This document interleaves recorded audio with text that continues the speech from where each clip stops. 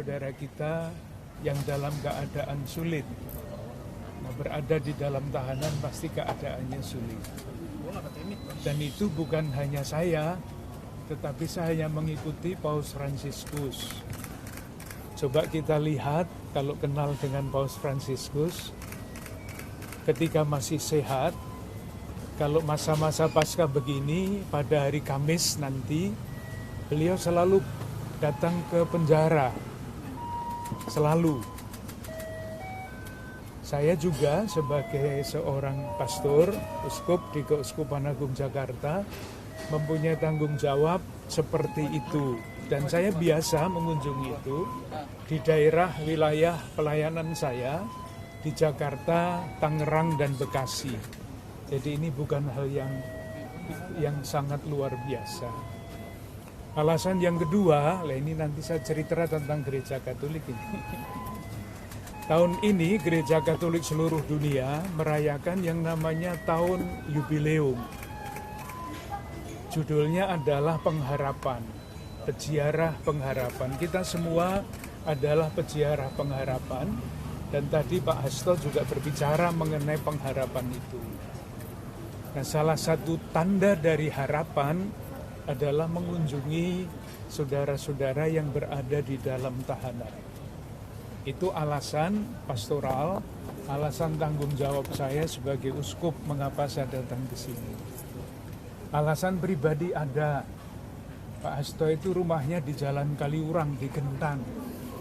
Di depan rumahnya, di sebelah rumahnya itu ada lapangan sepak bola. Saya dulu tinggal di sana itu 16 tahun. Lebih 23 tahun tambah 7 malahan. Saya sering main sepak bola di lapangan itu.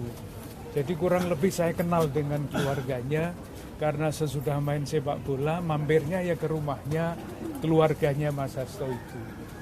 Jadi ini bukan kenal sekarang saja, sudah lama saya kenal beliau. Itu alasan yang kedua, alasan yang pribadi.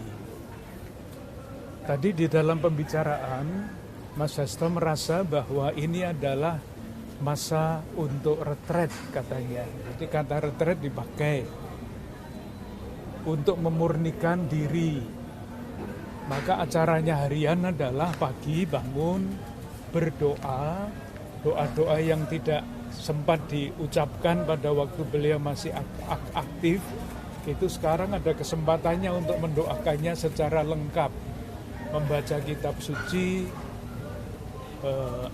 olahraga, menulis, berpikir, refleksi, diskusi, itu dilakukan di dalam tahanan ini bersama dengan teman-teman. Dan Mas Hasto sangat senang karena beliau hadir dapat membuat suasana di dalam rumah ini, rumah tahanan ini hidup. Jadi tidak suram tetapi hidup, gembira, karena saling mendukung di dalam keterbatasan. Kan tidak mudah ya mengartikan sesuatu yang tidak menyenangkan itu.